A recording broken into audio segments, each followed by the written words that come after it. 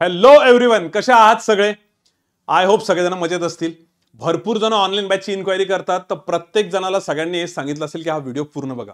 आणि या व्हिडिओमध्ये बऱ्यापैकी तुम्हाला पूर्ण माहिती दिली असणार आहे. तर सगळ्यांना रिक्वेस्ट आहे की हा व्हिडिओ 1.5 च्या स्पीडने बघा, जस्ट इन केस तुम्हाला थोडा व्हिडिओ मोठा वाटत असेल तर.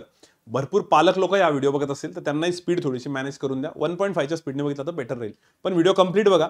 मे बी काही जण हा व्हिडिओ फेब्रुवारीमध्ये बघत असतील, काही जण मार्चमध्ये बघत असतील, काही जण मार्च एंडला बघत असतील, काही जण एप्रिलमध्ये बघू शकता.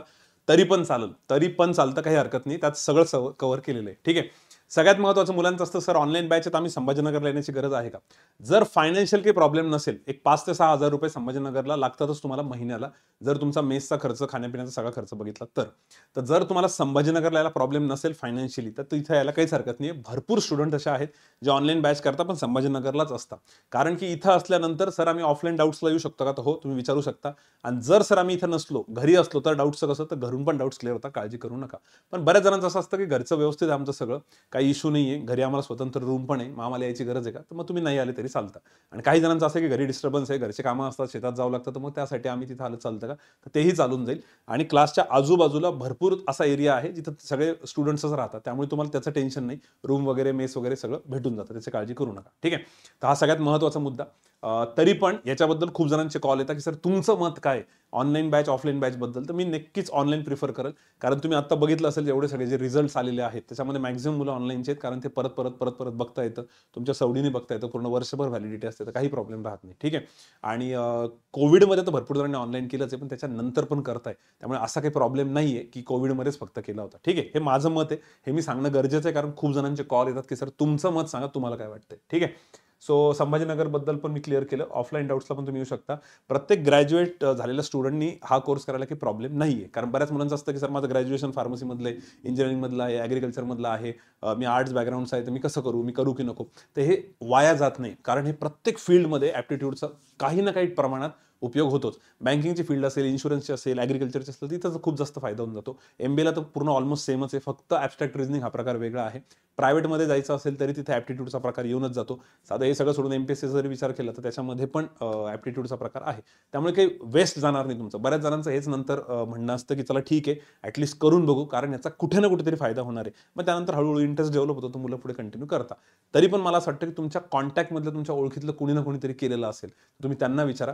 किंवा जे स्टुडंट सिलेक्ट झाले असेल, तुम्ही त्यांना आवर्जून विचारा की क्लास कसा आहे, ऑनलाईन कसं घेतात, काय घेतात, किती शिकवतात, कसं शिकवतात, जेणेकरून तुम्हाला पूर्ण आयडिया भेटेल. कारण की सिलेक्टेड स्टुडंटला विचारल्यानंतर बऱ्यापैकी पिक्चर क्लिअर होईल. आणि मला असं वाटतं तुमच्या जिल्ह्यामधलं जे कोणी तुम्हाला वाटत असेल त्यांच्याशी बोलायचं तर तुम्ही ऑफिशियल नंबरवरती कॉल करा. या नंबरवरतून तुम्ही त्यांचे नंबर पण घेऊ शकता की सर मी कोल्हापूर साईडचा आहे किंवा मी नागपूर साईडचा आहे, तुमच्याकडे एक नागपूर साईडचा आमच्याकडचा कोणता स्टुडंट आहे जो सिलेक्ट झालेला, त्याचा नंबर द्या, किंवा SBI मधला, RBI मधला, तर यांच्याकडनं त्यांचे नंबर घेऊन थोडंसं बोला, जेणेकरून तुम्हाला क्लॅरिटी येईल काय आहे काय नाही. ठीक आहे. त्यानंतर MBAचा सिलेबस कव्हर होऊन जातो. त्याच्याबद्दल मी बोललो तुम्हाला. फक्त ॲब्स्ट्रॅक्ट रिझनिंग हा एक नवीन प्रकार असतो जो की तुम्हाला सेपरेट घेतला जाईल, त्याची काही काळजी करू नका. ठीक आहे. आणि सिलेक्टेड स्टुडंट्सला नक्की विचारा, त्यांच्याकडनं फीडबॅक घेतलेला कधीही बेटर.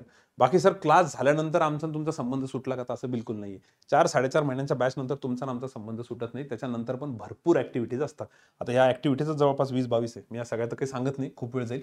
पण तुमच्यासोबत आम्ही कनेक्ट राहतो. म्हणजे भले ऑनलाईन बॅच आहे, पण पूर्णपणे तुमच्यासोबत ॲक्टिव्हिटीज असतात. आणि याच्यामध्ये जर स्पेसिफिकली सांगायला गेलं तर रोज टेलिग्रामवरती तुमचं बॅच झाल्यानंतर 1.5 तासाचं सेशन असतं. कॉन्टचं पण 1.5 तासाचं सेशन असतं. इंग्लिशचंही 2 तासाचं सेशन असतं. कॉन्सेप्ट बुस्टर म्हणजे तुमचे सगळे वर्ड प्रॉब्लेमचे टॉपिक्स प्रिपेअर करून घेतले जातात. रोज 1 तासाचं असतं. इंग्लिश लर्नर्स बिगिनर्सचा एक क्लब असतो, ज्याच्यामध्ये जर काही मुलांना बेसिक प्रॉब्लेम आहे त्यांच्यासाठी सेपरेट असतं, ॲडव्हान्सवाल्यांसाठी सेपरेट असतं, मॉक ॲनालिसिस वेगळं असतं, डिस्क्रिप्टिव्ह वेगळं असतं. त्यानंतर मेंटरशिप पण असते, प्रीची वेगळी, मेन्सची वेगळी. ऑनलाईन बॅचेसमध्ये पण तुमचं पूर्ण मॉक ॲनालिसिस करून घेतलं जातं, काउन्सिलिंग घेतलं जातं स्टुडंट्सची, डाऊट्स क्लिअर पण होऊन जातात, एक्झाम ओरिएंटेड स्टडी प्लॅन पण दिला जातो, पर्सनल आणि सायकोलॉजिकल काउन्सिलिंग्स पण होतात. ठीक आहे. पण यासाठी तुम्ही कम्युनिकेट करणं गरजेचं आहे. तुम्हाला इश्यू आहे हे तुम्ही सांगितलं पाहिजे. यासाठी आम्ही एक प्रॉपर रस्ता बनवलेला आहे, एक रोड मॅप बनवलेला आहे की हे असं असं असं असं राहील. ज्यांना ज्यांना इश्यू आहे त्यांनी असं असं कम्युनिकेट करायचं. त्यामुळे तुमचं पण थोडासा रोल राहतो कम्युनिकेट करण्याचा. पण ॲक्टिव्हिटीज भरपूर आहे. म्हणजे सिलेक्शनसाठी कुठल्याही टाईपचा स्टुडंट असो, थोडीशी लेवल कमी असली प्रिपरेशनची किंवा जास्त असली तरी त्या त्या टाईपचं तुम्हाला पटापटा पटापटा रस्ते भेटून जातील. फक्त कम्युनिकेट करणं गरजेचं आहे. म्हणून मी म्हटलं सिलेक्टेड स्टुडंटला तुम्ही विचारलेलं बेटर राहील. ठीक आहे. त्यानंतर इंटरव्ह्यूजचं सर इंटरव्ह्यूज पण होतात. नवीन मुलांसाठी पण असतात. ॲक्च्युअल इंटरव्ह्यूजचे त्यांचे त्यांचे एक्सपिरियन्स पण शेअर होतात. ॲक्च्युअल इंटरव्ह्यू सारखंच पॅनल तुम्हाला मार्क्स पण देतं.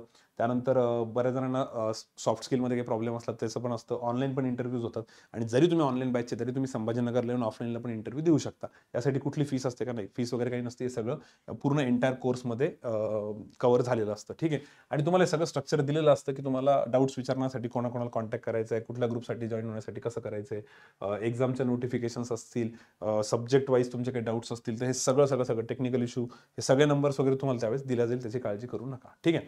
पण सर मग बॅचमध्ये फक्त बेसिक शिकवतात का? तर नाही, बेसिक आणि ॲडव्हान्स सगळं होऊन जातं. Pre level, mains level, interview सगळं होऊन जातं. Easy, moderate, difficult. बऱ्याच जणांचं असं असतं की 10वी नंतर आम्ही कधी पेनच नाही पकडला. 10वी नंतर सर आम्ही पेनच नाही पकडलेला, आम्हाला मॅथ्सचं जमल का? तर बेसिकपासून सगळं होतं. फक्त तुम्हाला सांगितलेल्या सगळ्या इन्स्ट्रक्शन इमानदारीने फॉलो करावं लागेल, मेहनत घ्यावं लागेल. भरपूर जणांचे कॉल येतात की सर मी सगळं करायला तयार आहे, मला फक्त गव्हर्नमेंट जॉबची गरज आहे. ते बघा, असं बॉन्ड पेपरवरती लिहून तर नाही दिलेलं आम्ही, बट मेहनत पूर्ण घेतल्या जाते. यासाठी म्हटलं मी सिलेक्टेड स्टुडंटला विचारा. फक्त तुमचं पण तेवढंच फायर पाहिजे, तुमच्यात पण तेवढी इच्छा पाहिजे करण्याची. ठीक आहे. आणि 4-5 महिन्यानंतर तुमचा आमचा संबंध सुटत नाही, एवढ्या सगळ्या ॲक्टिव्हिटीज राहतात. त्या ॲक्टिव्हिटी तुम्ही सिलेक्ट होईपर्यंत राहता.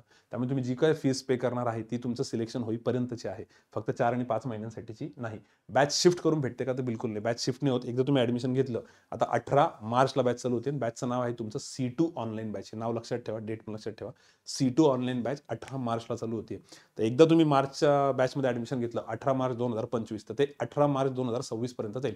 18 मार्च 2025 पासून 18 मार्च 2026. मे बी काही जण हा व्हिडिओ थोडासा लेट बघत असतील एप्रिल महिन्यामध्ये, तरी काही प्रॉब्लेम नाही, कारण तुम्ही आधीचे लेक्चर रेकॉर्ड करून बघू शकता. पूर्ण 12 मंथचं ॲक्सेस असतं. तर त्याच्यामध्ये बॅच शिफ्ट होत नाही तुमची. त्याच्यामध्ये जरी तुम्ही समजा आजारी पडले, लग्न कार्य असलं, तर तुम्ही ते लेक्चर परत बघू शकता, काही प्रॉब्लेम नाही, कारण वर्षभराची व्हॅलिडिटी असते, एवढा प्रॉब्लेम येत नाही. अँड्रॉइडवरतीच फक्त हे ॲप चालणार आहे, लॅपटॉप किंवा टॅबवरती चालणार नाही. लेट ॲडमिशन असेल तरी काही प्रॉब्लेम नाही. फक्त लेट ॲडमिशनवाल्यांनी पहिले मॅथ्सचं स्टार्टिंगचा पहिला लेक्चर बघायचं, त्याच्यामध्ये सगळं इन्स्ट्रक्शन दिलेलं असतं. मग सर आता बॅच कधीपासून चालू होईल? तर 18 मार्चपासून 4 तासाची बॅच राहील. हे लेक्चरचे तुमचे टायमिंग आहे. आणि याच्यातलं पहिलं जे लेक्चर राहील मॅथ्सचं, मॅथेमॅटिक्सचं, आता 18 तारीख पहिल्या दिवशी एकच लेक्चर होईल, जेणेकरून तुम्हाला पूर्ण इंट्रोडक्शन दिलं जाईल. मग सेकंड डेपासून 2 लेक्चर होतील, थर्ड डेपासून 3. तर हे तीनही सब्जेक्ट शिकवले जातील. तीनही सब्जेक्टची फीस आहे 12,000 रुपये, 12,000. याच्यामध्ये रिफंड किंवा इन्स्टॉलमेंट नाही आहे. एक सब्जेक्ट जर या तिन्हीपैकी तुम्हाला लावायचा असेल तर 6,000 आहे. कारण बरेच मुलं आहेत त्यांनी मे बी ऑनलाईन कुठेतरी हिंदी प्लॅटफॉर्मवरती वगैरे केलेलं असतं, मग त्यांना कळत नाही, मग ते परत लावतात. मग एखादा सब्जेक्ट लावत असेल रिझनिंगचा किंवा इंग्लिशचा किंवा मॅथ्सचा, तर एक 6,000 मध्ये एक सब्जेक्ट असतो. पण तिन्ही लावलेले बेटर राहतील जर तुम्ही नवीन स्टुडंट आहात. ठीक आहे. तर ह्या तीनही सब्जेक्टचं पूर्ण डिटेल राहतं. पण याच्यामध्ये मी परत सांगतोय की तुम्ही हा जो पॉईंट आहे तो लक्षात ठेवा, की जरी तुमचं लेट ॲडमिशन असेल तरी तुम्ही पहिलं जे लेक्चर आहे मॅथ्सचं ते नीट बघा, कारण त्यात सगळ्या इन्स्ट्रक्शन्स दिलेले असतात की कशानंतर कोणता व्हिडिओ बघायचा. ठीक आहे. आणि सर ॲडमिशनची मग प्रोसेस काय राहील? हे तर क्लिअर झालं तुम्हाला, की हे फक्त 4 आणि 5 महिन्यासाठी नाही आहे. तुमचं सिलेक्शन होईपर्यंत या सगळ्या ॲक्टिव्हिटीज कंटिन्यू चालू राहतात. फक्त तुमची मेहनत करण्याची तयारी पाहिजे. मग सर आता ॲडमिशन प्रोसेस कशी आहे? तर सगळ्यात पहिले SSAचं ॲप डाउनलोड करा. ॲप स्टोअरवरती जाऊन, प्ले स्टोअरवरती जाऊन SSA टाईप करा. हे असा लोगो दिसेल तुम्हाला. एवढं ॲप डाउनलोड करा. ॲप डाउनलोड केल्यानंतर सेकंड काम आहे, त्याला लॉग इन करा तुमच्या कंप्लीट नावाने आणि मोबाईल नंबरने. ठीक आहे. ईमेल ॲड्रेस टाकलं तर बेस्टच आहे.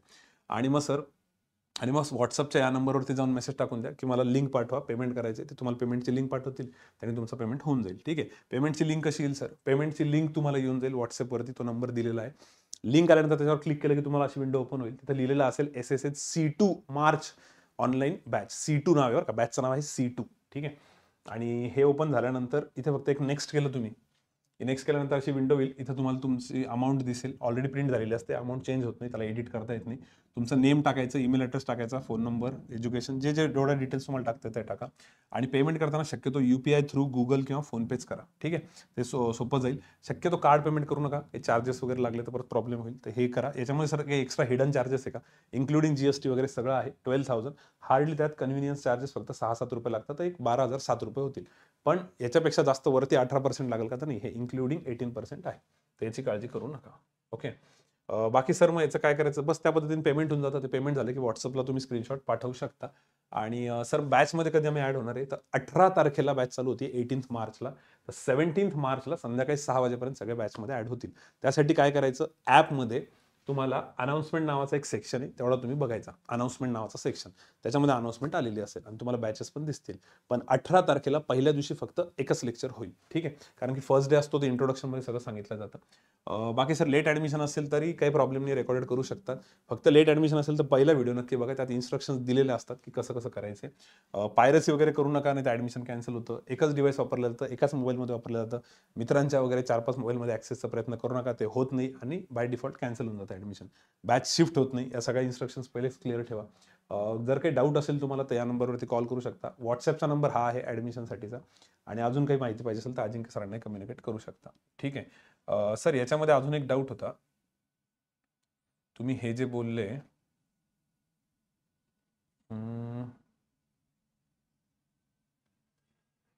हां, हा नंबर आहे व्हॉट्सअपचा. मी तुम्हाला स्टेप्स परत सांगतो. ॲप डाउनलोड करायचं, लॉग इन करायचं, नेम टाकायचं आणि या नंबरला व्हॉट्सअपला तुम्ही हे करू शकता, ठीक आहे. बाकी सगळी माहिती तुम्हाला इथे दिलेली आहे. ओके. याच्या व्यतिरिक्त काही डाऊट असला तर हे ऑफिशियल नंबर्स आहेत, तुम्ही याच्यावरती कॉल करून विचारू शकता. पण माझी कळकळीची विनंती आहे की ॲडमिशनच्या अगोदर नक्की एखाद्या सिलेक्ट झालेल्या स्टुडंटला विचारलेलं जास्त बेटर राहील. पण परत परत सांगतोय, तुमचे ॲडमिशन झाल्यानंतर तुमचं सिलेक्शन होईपर्यंत या सगळ्या प्रोसेस, या सगळ्या ॲक्टिव्हिटीज चालू राहतात, ज्या मी सुरुवातीला सांगितल्या. त्यामुळे तुम्ही त्या हिशोबाने प्रॉपर विचार करा आणि जरी मध्ये थोडाफार ब्रेक पडला तरी ते रेकॉर्डेड बघता येतं, ठीक आहे. आणि बाकी काही मदत लागली तर तुम्ही ऑफिशियल नंबरला कॉन्टॅक्ट करू शकता, ठीक आहे. तर भेटू आपण 18 मार्चला. मे बी हा व्हिडिओ काही जण फेब्रुवारीत बघत असतील, मार्चमध्ये बघत असतील, एप्रिलमध्ये, तरी काही प्रॉब्लेम नाही आहे. चलो, will stop here. Thank you, bye bye, good day.